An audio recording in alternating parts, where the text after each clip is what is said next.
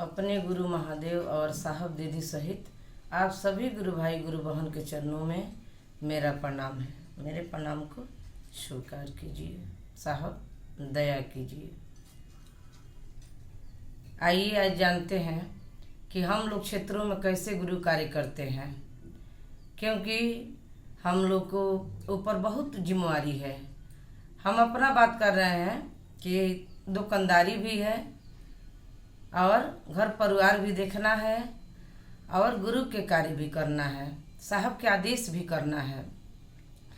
तो दुकान है तो बड़ी सौभाग्य की बात है कि साहब के आदेश रोज होता है, लेकिन साहब ने कहा कि जो दूसरा सूत्र है वो बहुत भारी है, सचमुच में भारी है, लेकिन करिए तो कोई चीज़ भारी नहीं लगता है, आसान हो जाती है गुरु की दया से। दिन में लोग आते हैं दुकान में, ग्राहक अनेकों लोग को हम लोग समझाते हैं कि भैया शिव को गुरु नहीं माने हैं तो मान लीजिए।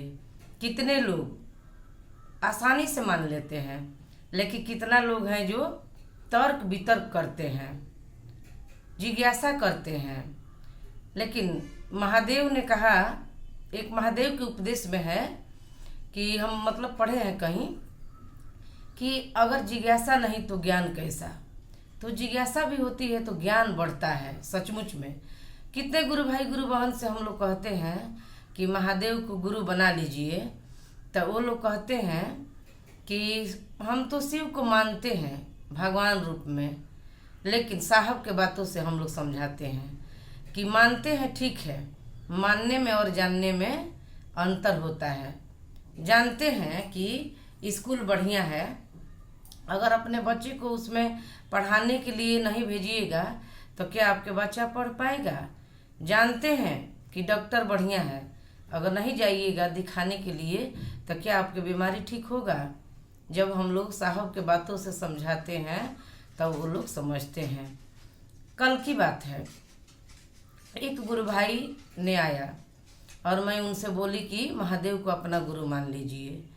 तो वो तर्क करने लगे, वो बोलने लगे कि एक बात बताइए तब मैं गुरु मानूंगा कि हनुमान भी भगवान है, राम भी भगवान है, कृष्ण भी भगवान है, तो क्यों हम महादेव को गुरु माने। तब साहब के बातों से हम बोले ना कि साहब के बातों से हम लोग समझाते हैं, क्योंकि एक पत्रकार ने साहब से भी एक बार यही बात पूछा था, यही जिज्ञासा पूछा था।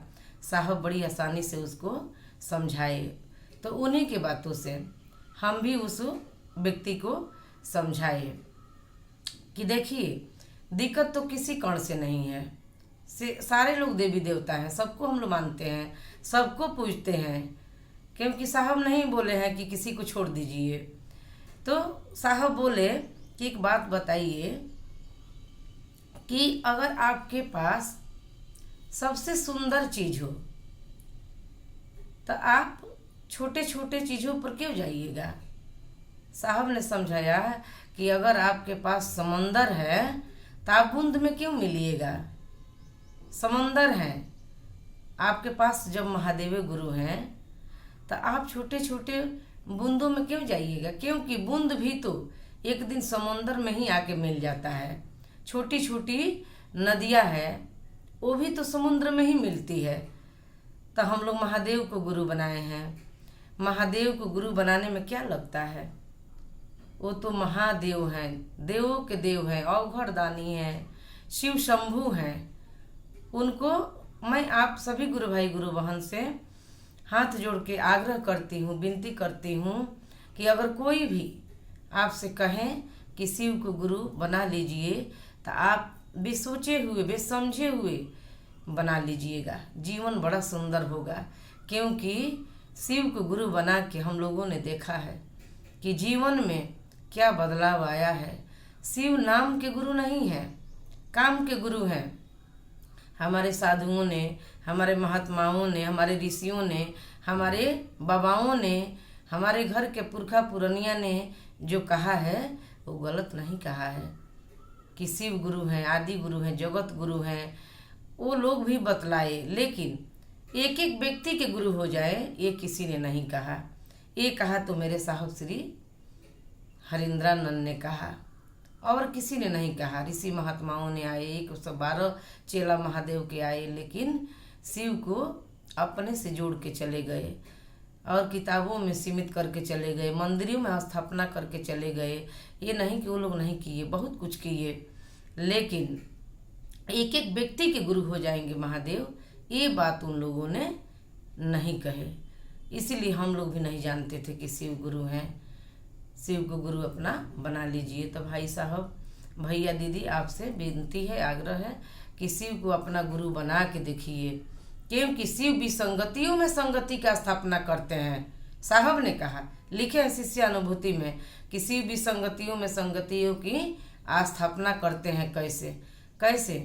महादेव के फोटो में देखिए, बाघ है, बैल है, मोर है, चूहा है, सारे एक दूसरे के काटने खाने वाले प्रवृत्ति के लोग हैं, लेकिन फिर भी महादेव के पास कितने प्रेम से बैठे हैं। तो इसीलिए शिव भी संगतियों में संगति की स्थापना करते हैं। शिव के शरण में जो भी जाता है वो सारा चीज़ भूल के महादेव के ही हो जाता है।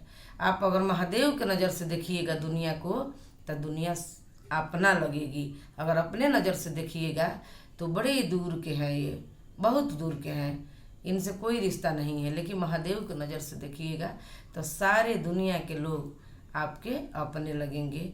तो हम लोग महादेव की नज़र से देखें, क्योंकि ये मन बड़ा चंचल है, ये जल्दी समझता नहीं है। पल भर में क्या सोचेगा, अभी क्या सोचेगा, अभी क्या सोच रहा है, अभी पल भर में क्या होगा, ये हम भी नहीं जानते हैं, आप भी नहीं जानते हैं कि कब हमारा और आपका सांस रुक रहा है, रुक जाएगा, अभी आ रहा है, जा रहा है, अभी रुक जाएगा। तो हम लोग कुछ भी नहीं कर सकते हैं, क्योंकि हमको पता ही नहीं है कि ये कब रुक जाएगा। इसीलिए हर दिन को अंतिम दिन समझिए और समझ के अपने महादेव के काम में चलिए और अपना जीवन सुंदर बनाइए। 3 सूत्र के माध्यम से दया मांगिए और एक दूसरे को बतलाइए कि शिव गुरु हैं, और नमः शिवाय से अपने गुरु शिव के चरणों में प्रणाम निवेदित कीजिए। आप सभी गुरु भाई गुरु बहन के चरणों में मेरा प्रणाम है, मेरे प्रणाम को स्वीकार कीजिए।